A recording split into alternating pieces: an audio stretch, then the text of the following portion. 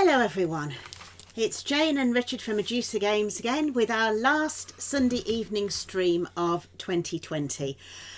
And 2020's been a bit of a year, one way and another, so we thought what we'd do tonight is just have a look back through what's actually happened in the last year.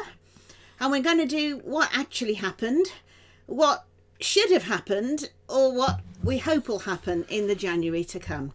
So if we can all think back to January, back then there were already some reports of some sort of thing going on in China, but I for one didn't really think it was going to be much more serious than the bird flu thing was a few years before. So we headed off down to the London Toy Fair. Just to explain, Expo is a consumer show like Essen, Gen Con, which has members of the public coming up and actually playing games. Toy fairs are trade events. Yeah. So although there are lots of games and so on, toys and other things on display, the only children are actually the ones that are working on the show, who are there to be part of the publicity photos or whatever. No actual children allowed in the toy fair, unless you're a baby. I think they let babies in. That's right, yeah. So basically people go to toy fairs essentially to do business-to-business events, and there is a lot of the distributors that come to distribute games, and a number of publishers, although London Toy Fair doesn't tend to have an awful lot of publishers, does it? There's a sort of a modest number. Well, London Toy Fair as a whole is relatively small. I mean, there are far fewer exhibitors at Toy Fair than we have at Expo, for instance. So it's usually, about 250, 300, something like that. And a lot of it is toys rather than games. There are some publishers that do go there, although I think it can be the idea of that is to attempt to try and get a distribution sort of deal and things, and more sort of mainstream sort of things coming through. But it's useful to go to for us, both as producer and also as UK Games Expo, to have those sort of conversations with some of the publishers, some of the exhibitors that we hope to get to the show, and for that matter, flip it around the other way.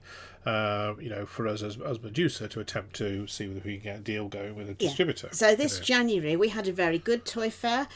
We had some very promising conversations, including with one of the big retailers. Now, of course, in the meantime, given the state of things, that call is unlikely to have gone anywhere. But at the point that we left the London Toy Fair, we were feeling pretty positive about life. Of course, this coming January, and actually what we did afterwards, we also went along, saw the Tutankhamun exhibition in London, and I had some other work things in my day job. I'm actually a lawyer. I went to a thing one there, and you actually went to the...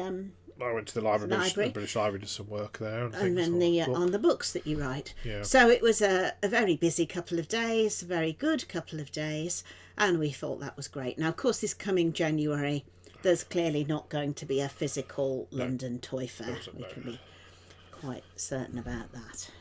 So as for the next year, the London Toy Fair, the next one is going to be, we hope 2022. That's the expectation at the moment. So moving on from that, we get to February, and as we were nudging into February, there was, as we've said, these sort of conversations, and we went off to Nuremberg, to the Spielwarenmesse, which is the big toy fair, the largest toy fair in the world. And apologies to any German speakers, we've got a mistake on that slide there. We got too many R's in Waren. Never mind. And Spielwarenmesse should all be one word. Well, I do apologise. I have no German ability at all, really. No. So, in the course of the year, I did German at school, and then we went on the odd holiday. And then, of course, when we got into the games business, Germany is by far the biggest sort of market for games. The big toy fair is at Nuremberg. The big consumer tabletop gaming show is Essen. And so my German had to get quite a bit more practice than it had before. So the first event in the year when I usually practice my German is Nuremberg. And Nuremberg is... Imagine the NEC in Birmingham or whatever other large exhibition centre you're used to, an event that fills the whole thing. Yes, The and it is huge, and actually it takes over not just the mess of the fairground, but obviously the city itself is significantly. I mean, you can see there in that first slide the banners there on the tower there, one of the towers on the old city walls of Nuremberg, and there is also, you can see a photo here of a part of a cosplay parade that goes on, and that goes on, I think, on the Saturday of the Yes, of it's the fair. mascots, Yeah. actually, isn't it? It's It's not the mascots, cosplay. yeah. The mascots for the various things. And the point about the Toy Fair, it's such an important thing that actually there's a top floor in Nuremberg Trade Hall, Yeah. which just has the really large toy retailers. So the people like, Well, like Lego, Lego, and yes. so on.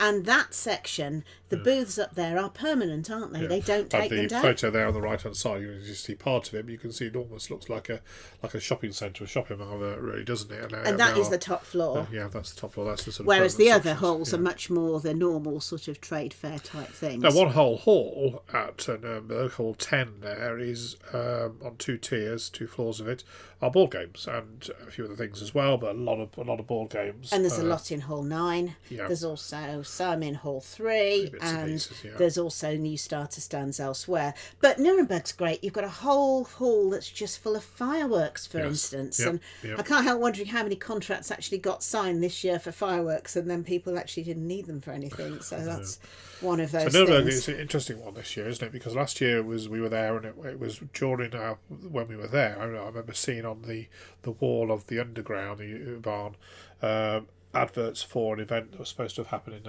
in was it Shanghai or somewhere in China? Somewhere in China, a couple of March. weeks, March, and we were saying, oh, nobody's going to want to do that in March. No, not in China, because there's that virus thing there. But we didn't expect at that point in time there to be any real significant effect on No, the we rest didn't. of the world. The you know. conversations we had in Nuremberg were all, and with all their various exhibitors and with the potential partners for Medusa as well, Yep. it was all about Brexit. It wasn't about COVID. Not at all.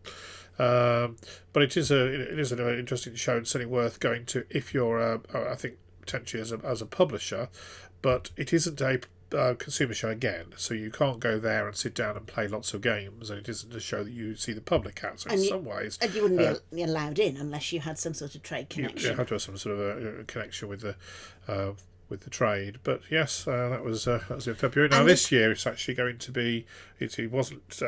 It isn't again happening in January, February, but it has been postponed into July. Yes. Which is going to be interesting. It's the first time it's been on in the summer months in the city, and there's the hope, obviously, that it can run in July next year before reverting back to its normal time at the sort of end of the winter. Because the thing about Nuremberg is it is truly international. Yeah. It's, there's, obviously there are a lot of German people there, but in terms of the traders, it really is international. Oh, the yes. German-only companies would, I don't know, fill one hall maybe out of the lot of them. It really... Yeah, there's a lot of things. So it is a good opportunity to make those sort of connections and things in the industry. So whether it can happen in July or whether it happens just with certain parts of the world not represented, I don't know. Maybe a smaller Nuremberg. I suspect so this year. I think, as we're going to find with other things, there's going to be a lot of knock-on effect of this. Anyway, so that's in February, so we'll, hopefully get back to normal again. But I think probably it's going to be the following winter one rather than the summer one, which will approach the normal. So we get into also in February. We would normally on the UK Games Expo side, myself and Tony, second from the right, and Kate, third from the right, there in the middle. We flew over to Coleraine and in Northern Ireland, where the headquarters of On Tabletop are, and we spent a couple of days videoing lots of interviews about what was going to happen at the UK Games Expo this year. Now, and again, at that time, we had some conversations about maybe there'll be some impact of things of this virus. It was just starting to get to that point of consciousness where it was being commonly spoken about. And some of the traders from sort of Korea and so on probably weren't going to be able to come because at that point the virus was very much in that part of the world. But we were still hopeful and expectant at that time that we would be going to go ahead and run a show. Of course, the previous February you missed the trip for On Tabletop to Northern Ireland, because the previous February we went to Nuremberg and then we got snowed in, so we couldn't fly back until one day later. That's right. So we had to We were again in a hotel that night in Munich. Yes. And then we had to transfer to Dusseldorf, was it? Before sort of... It was actually my birthday that day. That's right. So it sounds very good. I had breakfast in Munich and lunch in Dusseldorf, and I was home in time for tea. But actually, that was a series of airport sort of very expensive, not very nice sandwiches. First time, the only time I've personally been to Dusseldorf, because all the times that I've been to Essen, I've always driven. Whereas other folk like yourself and others have flown Tony, out some of the time. tend to fly out there. So that was that back then, and I think this is the beginning. And in fact, the next this is at some point between there and this particular. Sorry, I'm going the wrong way there. We did have something happen between the two before the point that we realised that actually things were going to be massively affecting, which was this event at Aylesford. So this is a school where one of the people, a long-time volunteer at the show, works, and they wanted to run a sort of game design day for their year... I think it was 7. Yes. Yeah. For their year 7s. And this was the point when this virus was beginning to be a bit of a thing. So we did have some conversations. Did the school still want us to go in? Did they want us to use hand sanitizers or whatever else, and so on? But in the end, we just sort of ran it as an ordinary thing because there was as yet nothing. Although several of the children themselves did actually design games that had a sort of COVID theme. Yes, there wasn't there? There was several pandemic-related or COVID-related themed games and things. And what was quite interesting here, wasn't it? Because there was 20 or something, I think 26 rings a bell, tables and things, and they all came up with different games, and a lot of them would be, as you would expect, some form of variant of a roll and move type of game or a Monopoly style type of thing, but there was a number of people who did go and come up with something a bit more different than just a roll the dice and move that many spaces sort of thing. And this sort of remember this sort of, what was it, Tower of Cups thing, where you had to assemble them in a sort of a towering sort of light towers and things of different heights and things, and then there was a Dragon's Den game. And I think this one that won on the right hand side here was a murder mystery sort of thing, where you were solving to find out who'd done the murder and things. So an interesting game and things. So at that point, there was definitely things in the air. How much longer are we going to be able to do stuff? But we were still doing stuff. We were doing stuff. Of course, a week or so later, we then got to Aircon. Yes. Now, this was the point on the drive up to Aircon in Harrogate. We were listening to the radio and we were half expecting nothing to be cancelled on the way up. It wasn't. In fact, what happened on the way up was at that point the government was saying, carry on doing things. Yes, it was that sort of thing, wasn't it? That we were expecting there was going to be an announcement from Number 10 at 6 o'clock that night, sort of thing. And we were sort of listening to the radio at the same time as driving up there, expecting. I know there was a couple of exhibitors that did drop out at that sort of moment, at that time, because they'd, they were elderly or had health concerns themselves and so on. And we decided, because originally your parents were going to come up as well as our son, and we decided that your parents wouldn't come up, but Matthew would still make his way on the train, and that turned into a bit of a mammoth journey. He ended up having to change trains 3 or 4 times, and it took several hours to get there. However, he was very glad he'd made the effort, because Aircon was the last show of the year, actual physical show, and everybody knew it when we were there. Yeah, and there was an awful lot of conversations. At that point in time, it became very obvious that the chances of anything further happening that year, particularly with the UK Games Expo only a couple of months later or so, were really very, very small. And in fact, in the drive on the way up, we talked about things, and then we actually decided that you were going to have to make a decision on that side during that weekend. Well, if I turned phoned me up, the other director of the UK Games Expo, and said, I'm going to have to drive up, I think we need to sit down and talk this through, because I think we've got ourselves to a position where we're going to need to make that decision, because it was becoming obvious that we were not going to be able to probably run a thing in May. At that point in time, we were still thinking that later in the summer things would be possible. Mm-hmm. But at that stage in time, it became obvious that we were going to be having to pull the plug on things. So, we had we did Aircon, and we've done that for 3 or 4 years. I hugged all the people, John Dodd and all the other people, because everybody knew it really felt like the sort of end of an era type thing. And interestingly, of course, next Aircon currently is scheduled to happen in April next year. Now, I very much hope that is going to be possible. Obviously, it seems right now, as we speak, with Tier 4s happening over the rest of the country, that is anything going to be feasible in the sort of spring or summer next year. We wait to see, but of course we're so reliant upon these vaccines that are coming out, so it is very difficult to tell at the moment. And obviously, we really hope that it does happen. If it does happen, it's April. It's been delayed a month, and we will wait and see what comes. What news happens with that? Now, of course, that was the month that we had to make that decision in March about UK Games Expo. So within a few days of that, we'd come back down and we'd sort of sat down and we made the announcement that the expo wasn't going to be happening in May, but we released these new dates, and we were hopeful that we were going to be able to run the thing at the end of August. Remember, everything happened very quickly, that we made an announcement. At that point, we didn't think we were going to be able to get the halls that we normally use. We were going to be on the other side of the NEC and kind of taking photos of that and getting the plans and starting to do that. And then within a few days, we'd heard that we were okay again. We were going to be in halls. Back to the other side. And the reason for thinking we'd be okay to run at the end of August was various things. One of them being, COVID's ultimately a flu, and the ordinary flu season in this country in the summer, cases do drop right off, as of course they did. With the pandemic, it did drop right down, but unfortunately by the end of August it was clearly heading back up again. So it was pretty obvious. What happened there was we made that announcement. We then waited. Of course the lockdown came. And we all went into furlough and things, and we should probably wait until we get there. At the end of March, that's what we'd done. Yes. April. So April, there's Compulsion is a small thing that happens up in Scotland in Edinburgh, and it's actually run by the Students' Union Royal Society of Edinburgh University. So it's within the student union.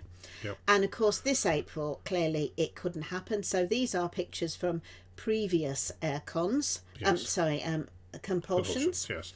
This was actually Magnificent Flying Machines when I was playtesting it towards its to release a couple of years ago now. Yes. You can see this is literally the Students' Union bar where you get to put your demo games out, and sometimes the game is going on behind you. Sometimes students are sort of sat there with their laptops doing their work and things. So it's always a sort of slightly odd event, but nevertheless, I would quite enjoy going to.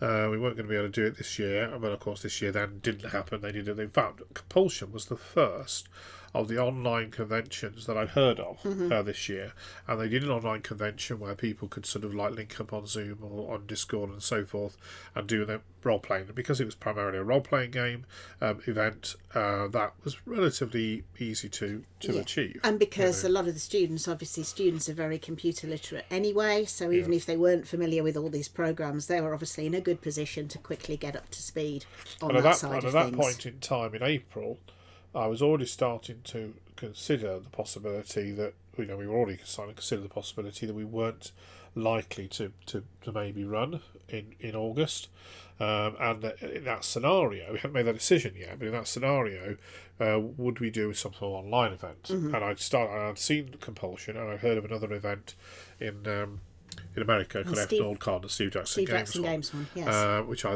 sort of lingered around at and sort of saw what they did. So April was the point when I think we started doing things a lot more to do with Fantasy Grounds, playing games with that. Tabletopia, the first time I actually had a go at that. Yeah. Board Game Arena. Just getting an idea for what might be possible in an online world. Yes. So that was then, and there we go. So that was Compulsion. We'll see if they do get to run next year. It would be very close to Aircon because of the delay to Aircon next year. So whether we'll get to it or not, we'd have to. And of course, yes, it's probably it may not be able to happen, or it may just be online again. They may just do that because it's basically role playing, so they can do that. Yes. So then after that, there we are. So that was I've gone backwards again, haven't I? We get to May and June.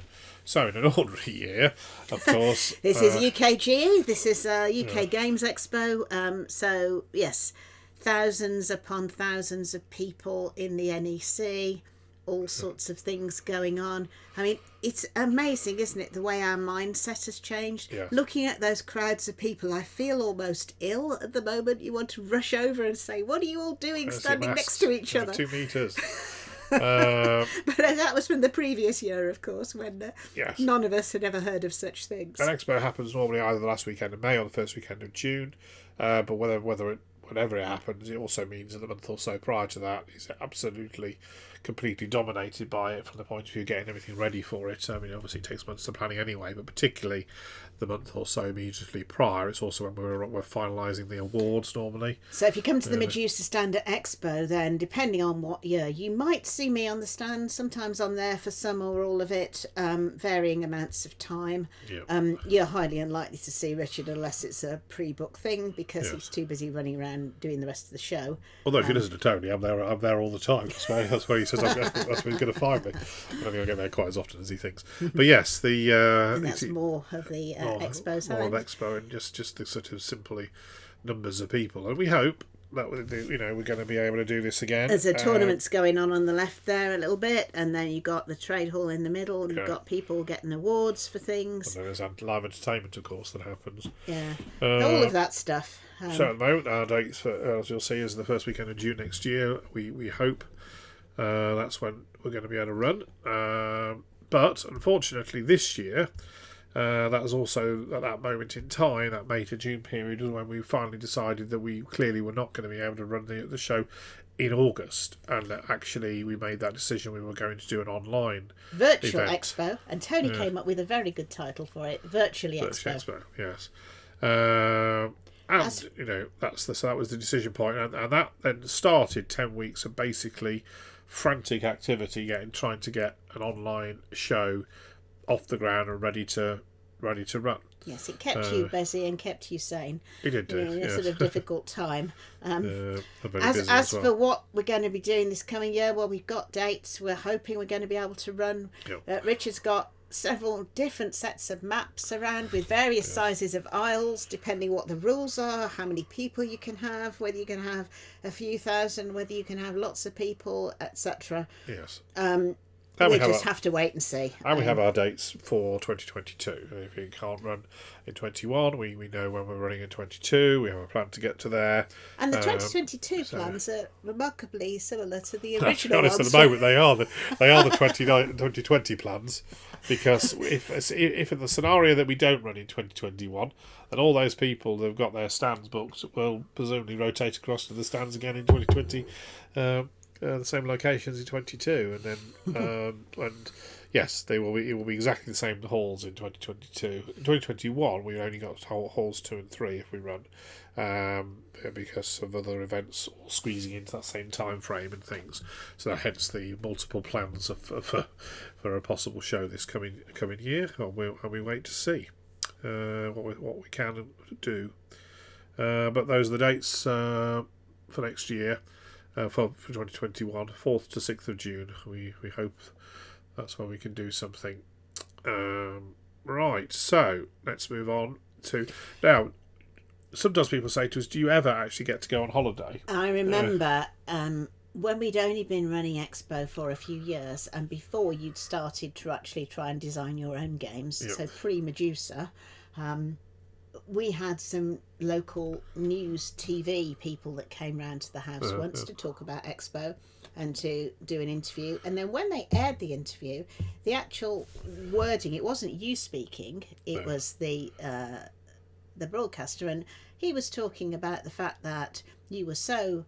it really was a sort of, here's the loony person who's going to board games rather than anything else. Slot, as it were. Yeah. And said about the fact that you had actually...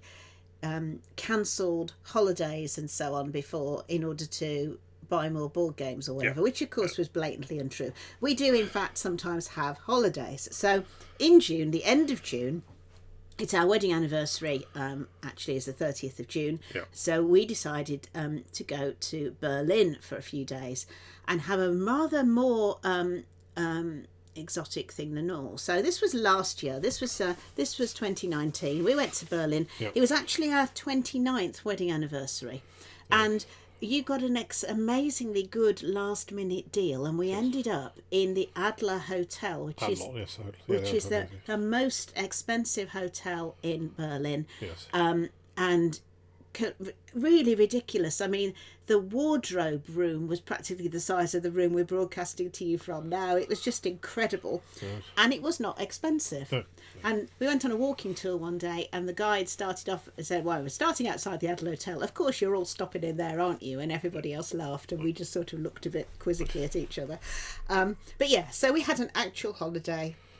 It was great. Yes. And I said at the time, how are we going to top that for our 30th wedding anniversary? Which, I don't know what we're going to do.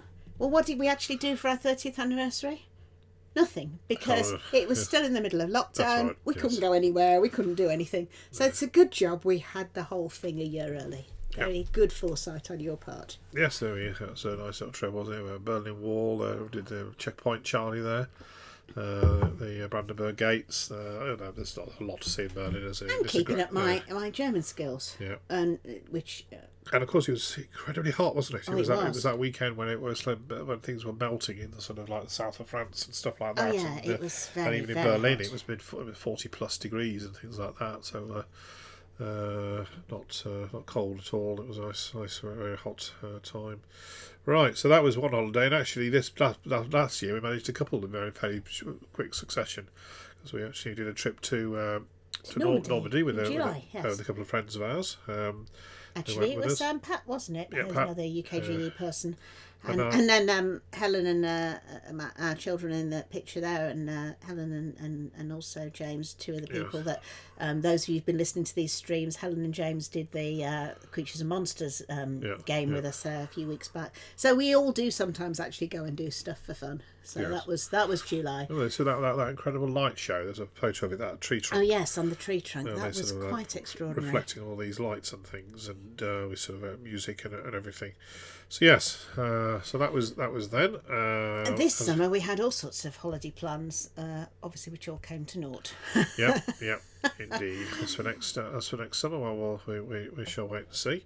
We're hoping to do some sort of bit of a tour of Scotland, which is what we were planning on doing this last year, weren't we? So to click over to the next slide, and in August, of course, in an ordinary year, August is Gen Con. So these are pictures from Gen Con 2019. Yes. Yeah. When I don't go to Gen Con because I do have a day job which isn't anything to do with games, and there is a limit to how much time in the year I can spend whizzing around all over the place. Although this year at work it was pointed out that nobody had taken their full holiday entitlement, and I certainly only took about half of mine, because all the things I'd normally do mostly didn't happen. So you normally go off to Gen Con? Well, only the last couple of years actually I've been, but I mean, it was starting to become a regular thing. It would have been definitely been there this coming year. And as for next year, well, it's very much up to that, up in the air. Is it going to happen or not? There's a hope that it will. But this year, of course, Gen Con was online, wasn't it? It was online. So I think that's the next photo we've got. I'm not sure I got one of the Gen Con online, but I think that one again I looked into when we were looking at the development of our own show and things. Yes, because of course they had theirs a couple of weeks before you had yours. That's right. And it was the first of the bigger online things. And I think the general view of that online one was it was pretty. It was quite successful in some areas. A lot of the role-playing stuff went reasonably well, and a lot of the panels they ran were quite good. But the trade hall was a bit looked very pretty. They had a very nice globe that you could click on. But I don't know how well the traders did. I think it's a problem that we discovered with a lot of these online events that we happen with Expo, that happen with Essen as well, that actually it works. The online events work to a reasonably good extent for role playing. It can work for anything to do with media and streaming and panels and things like that. And it's perfectly possible to do board game demos and so on. But the problem is people don't particularly come through much to the trade halls, and if they get there, even if they do a demo, they don't really buy much. No, that's our conclusion on that.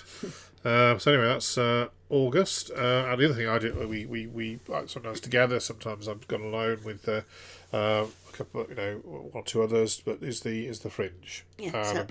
And one of the things about the Fringe. Of course, it's a great thing to go to anyway. Yes. Clearly couldn't happen this year. And No. thinking about it, the Fringe is one of the most difficult things. You could not socially distance the Fringe because it's every single venue of any size in Edinburgh gets taken over by it. And a lot of the things you attend, little tiny rooms somewhere, people crammed in, all very hot and underground and no windows or whatever, just really The not population the of sort Edinburgh thing. at least doubles, doesn't it, during the Fringe, and every conceivable performing space, a lot of which aren't even performing spaces either. They're just literally a sort of like a bit of space next to the bar or something that they've converted Absolutely. to a performing space. And I mean, I talked to a taxi driver last year when we were there who said that something like 80% of his annual income happens in the 3 weeks of the Fringe. Yeah, It's it really is. that important to Edinburgh. But obviously this year there was none. And the reason we go on the expo side is, of course, the live entertainment events. So we've been going to the Fringe just for our own entertainment. We came across various possible events that we saw and thought, hang on, maybe they would work at Expo. And Yes. so we invited a couple of people down, and it was a bit of a gamble the first year, Yep. but they went pretty well. And nowadays, the thought of Expo without the dark room is quite difficult to get your brain round, Conceivable, really. isn't it? A number of the other shows that we've gone and recruited down. We very much hope again that next August it'll be possible to visit again. So we will wait and see. Very much something we missed this year. It's so sort of exciting and vibrant and busy, isn't it? So 2 or 3 days. And it would have been its Yeah. 75th anniversary, of course. Yeah. And last year, actually, we went with several of the Expo crew as well. It was actually quite a group of us went, and we ended up seeing the fireworks At the end, at we the end did. as well, didn't we? We came back to the city and saw the fireworks on the last night. That's because we've been to this thing in between. We've been to the Tabletop Scotland, so setting up our stand there up in Perth, and that was our first time that we've been to Tabletop Scotland. We were due again to come this year. We are due to go next year, That was the thing about virtually, of course. When we realised we were going to have a virtual, when we realised we were going to have to move the physical expo to August, Yes. the first thing you did before you announced that was you spoke to the Tabletop Scotland people, Yeah. and they in turn moved, because we were clashing with their dates. They in turn moved their event back a couple of into months October, into October.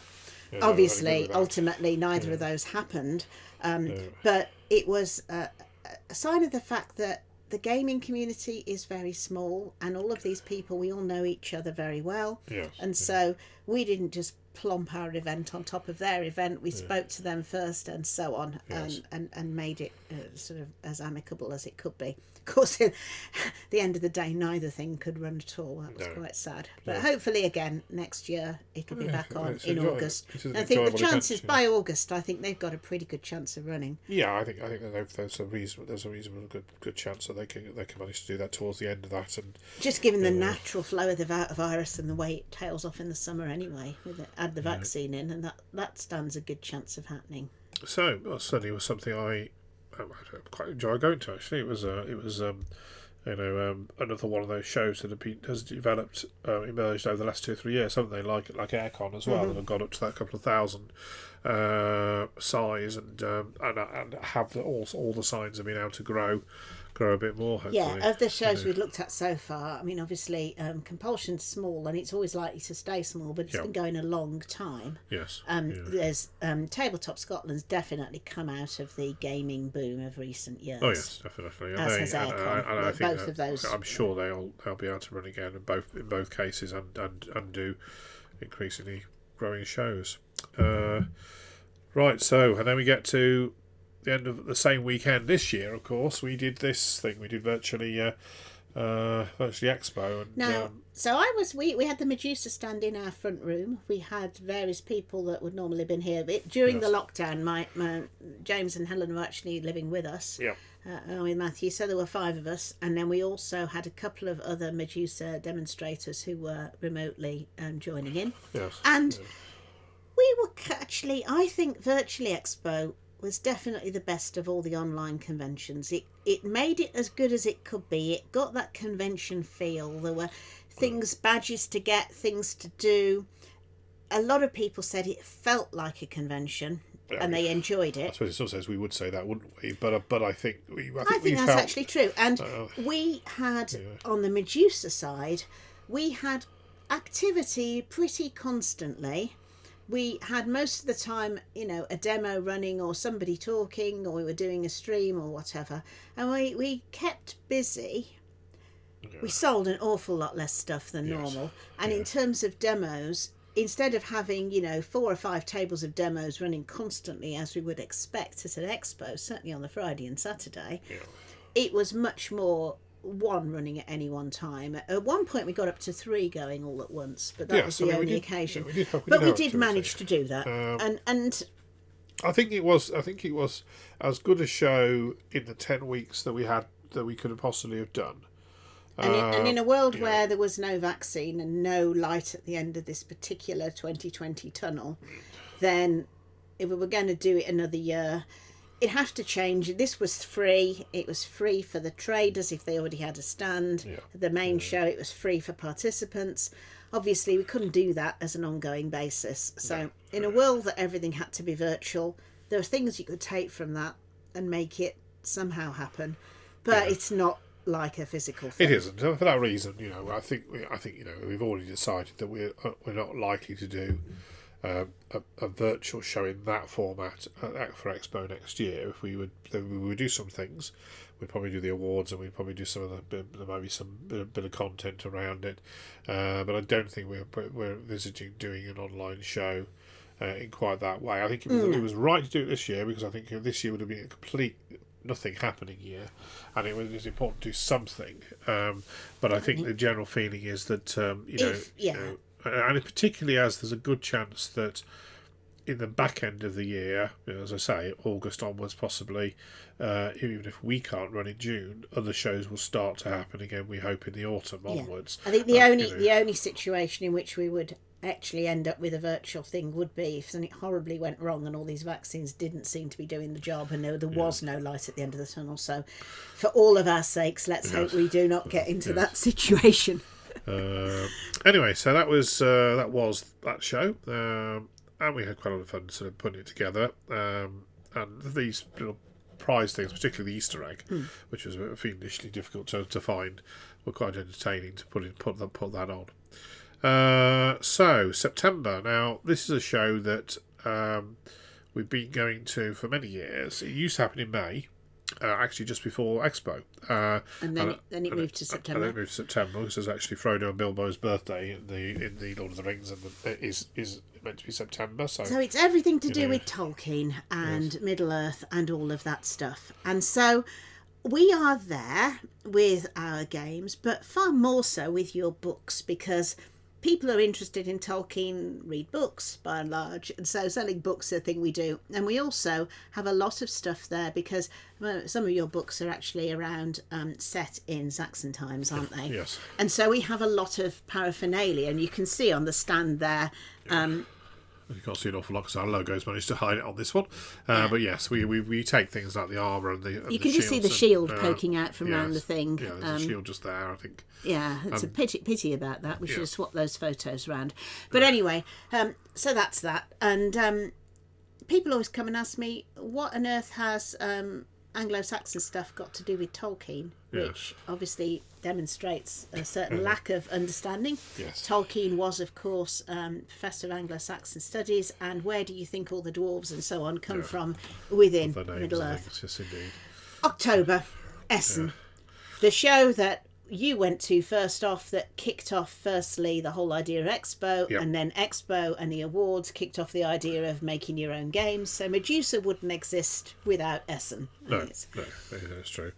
And this is a stand from 2019. Actually, a couple of different ones in there. If you look at it, that one is the one from 2019. This is actually one from when we did Nine Worlds. This is when we did Fly Machines. So we've got 3 years worth of slide different stands and things in there. But we've been going to as Medusa. We've been going there since 2016. We had a sort of an uninspiring year when we developed the first version of Tinker Tailor when we were facing a wall and nobody came basically to the stand hardly. But then following years onwards, once we brought Nine Worlds out and afterwards we'd had more success. And of course we'd been there the very first time as Medusa back in 2010 when Great Fire came out for the first time. And that was a very successful year. year as well. That was a good year as well. And there was a gap in between. But yeah, so Essen is also... Essen is, it's like, if you've ever been to the Good Food Show in England or whatever, it's those sorts of numbers of people. Yes. And it's also the time when I normally get quite good at German over those 5 days, because I'm doing lots of talking, lots of demos and so on the whole time. And there's also the expo stand, of course. So Medusa in Essen, if you come to the stand, you'll find me there, pretty much certainly. You're highly unlikely to find Richard, because he'll be down on the... He'll be there. But of course, this particular year, like everything else, Essen had to go online. And when we were talking about the fact that it's difficult with trade halls, in an ordinary Essen, we would have 4 or 5 demo tables, and we would expect, certainly over the first 3 days of the show, to be pretty busy most of the time. On the 4th day, things tend to trail off in the afternoon a bit, but nevertheless, a lot of demos, a lot of activity. Digital Spiel, we had a stand, and I did 1 demo. Yes, it was an awful lot quieter. 4 days, and there were just the 2 of us. We didn't bother getting extra people through, which is what we said about, we think Expo was as good as it could be, because virtually Expo, we had activity over the whole 2.5 days. We didn't sell much stuff, but we talked to people, and people came through. Although, on the Medusa stand. At Essen, really there was, we had probably a day and a half's worth of activity spread over 4 days. I think you'll find that with publishers as a whole, given it across the whole, that whatever the show, whether Expo or Essen or Gen Con, very few of them actually say, "Oh, I had a stunning show." At any of them, you know, they some of them had nothing happen at any of them, including Expo and other shows, and others had some shows which were better than others for them.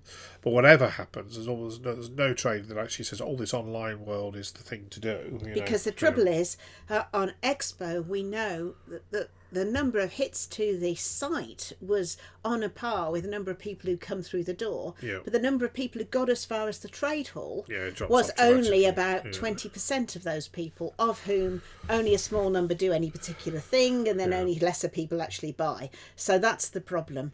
And with Essen, it was even more so. So Essen actually had, in terms of hits to their stand, maybe double what they get in a normal year, and yet we ran 1 demo. So that's the problem. Anyway, so hopefully, I think it's a very good chance now that you would very much expect now, wouldn't you, that Essen should be able to run next year. Yes. Whether it will again be impacted on that by the international traders, whether or not. There's several things might impact on that. Obviously, there's COVID. In our particular case, there's Brexit. And whatever happens with that. But the difference with Essen is that whereas Nuremberg is completely international, Essen, yes, it's very international, but there's a large number of German and sort of neighbouring European traders. So an Essen that only had those people in the EU bloc attending would still be viable. Yes, absolutely. It wouldn't have holes in it to the same extent Nuremberg would. Hopefully we will be there again next year. So November now. In an ordinary November, we go to Glasgow for the Glasgow Games Festival. It's a little board game show, similar size to Compulsion. It's only been running a few years, however, and it's getting... it's a similar size, but it's board games entirely. It's not role-playing, it's board games. I think they have the odd table role playing, but essentially it's board game convention, and there's no real war games there at all. So you get quite a lot of people go and do mainly open gaming. There is 12 or so exhibitors. It's just one day. It's just one day. But we quite like it. We've also got one of my friends from school, about the only person I'm still really in touch with, lives in Glasgow, and so we normally travel up on the Friday, get there, have a bit of an evening there, on the Saturday do the show, and then either on the Friday evening or on the Saturday or on the Sunday morning meet up with my friend and then drive home again. So it's quite a nice sort of relaxing show, and we enjoy it. And hopefully that'll be on next year, and again, a pretty good chance that if they decide to run, that they should be able to. So December, typically, sometimes it's the last Saturday of November, isn't it? But Or the first Saturday in December is Dragon Meet. So Dragon Meet's been going a long, long time. I remember, again, very early years of the expo, you heading off to Dragon Meet and taking our daughter, who was quite young at the time, and she came back with an enormous thing full of dice. Yeah, do you remember that? They have a sort of charity auction, don't they? And she sort of won every dice, or they've done or something. Huge box of the dice, and she's still got it here. And I don't think she's ever used them really, but we've used some of them in the past for things. But yes, so these are Dragon Meets past, including on the right hand side, playtest version of Nine Worlds being played. Which I think the first time we actually attended Dragon Meet as an exhibitor. Yes, and we demoed, play tested Nine Worlds. Got a lot of useful feedback there actually. That went pretty well. Yes, it did. And of course, again, Dragon Meet didn't happen this year. They did an online version, and we were there, and I sat there, and I had a couple of conversations early on in the day, and that was it. Yeah, no. From a trade point of view, they didn't do anything really. What they did do though is they had a lot of role playing games happening. They did, and what they also managed to do is they did have, because again the problem with Essen was, there wasn't really anywhere you could go to get a feel for a sort of convention type thing. What Dragon Meet did have is they had some good chats in the Discord, and they had one particular thing that Jude was doing. I think Jude Dodd was doing with saying various maintenance issues around the hotel. We've got somebody's left a black hole in the toilets. Can somebody go clear it up? Various other things. That was quite fun, that part. So there was some fun stuff going on. I think those elements, again, what we thought well with the expo was that engagement with the sort of community. Again, it was a hardcore sort of 10% of the sort of people, but some hundreds of people. Even a couple of thousand with Expo got involved in that sort of chat line in the Discord, and they were in the queue, and they were doing all that sort of thing. So it had a feel of a convention. And the Dragon Meets basically did the same, had that same feel. But I think again, I'm very hopeful that they're going to be able to run next year, the beginning of December. Almost a year from now, we are very hopeful that by then, things will be getting to that stage with vaccinations and things. For everybody's sanity and the health of the economy and the world in general, yes. Certainly. By the time we get to this time next year, we really need to have been able to run. So that was the year. And I think we can all agree that it has a lot of unique elements to it. Yes, certainly did. Some good things have come out of it. It's not been all bad. On the gaming side, from the Medusa point of view, the big plus point is the ability, the whole Tabletopia thing, I think. Yeah, and its potential. I've not been anywhere. I haven't been anywhere near, I don't think, any of those sorts of things prior to this year. I hadn't done role. I didn't really need to. I have a Monday night group, a Tuesday night club. We'd often do gaming on a Thursday night at the Expo We go office. to all these conventions. We go to all these conventions and things, and we have friends down for weekends and things as well. So I just didn't. There wasn't really a need for me personally to do any of this stuff online. And of course, this year, if you wanted to do gaming, you had to. As soon as you just wanted to sit and play on a computer, then as in solo, as it were, then that was the way to do it. And I think we've had different levels of success with it, but I think we've worked our way through managing to get role playing games. I had 2 campaigns on the go. Pathfinder. We're even going to have a go at doing Rollmaster in the new year on that system. And you also since our stream the other week about war games, you've been doing a bit more of that as well. We've had a go at doing a bit of war gaming online. It's not easy, but you can do it, and I think it's still not the same as the real thing. Of course, it isn't. Nor is role playing, nor is board gaming that done that way. But it's still better to be doing that than not to be doing anything. Yes. At least in my opinion. One of the things that we were going to do with the original 5-day Christmas break was we were hoping to again have James and Helen down and physically run a very early prototype of just a glimmer of an idea for a game, which is far too early in the works for even mention it to you yet, because all sorts of ideas come out of his head, and not all of them work. Well, you don't work. But that was going to be a physical sit-down playthrough. Obviously, that's Yeah. not going to happen now. So what will probably happen is we'll do a bit more on it, and then we'll get it to a point, stick it on Tabletopia have a go and there. in And of Sandbox course, and have a go there. We have been doing those play tests of Creatures and Monsters, which we are expecting to get released next year, hopefully at Essen.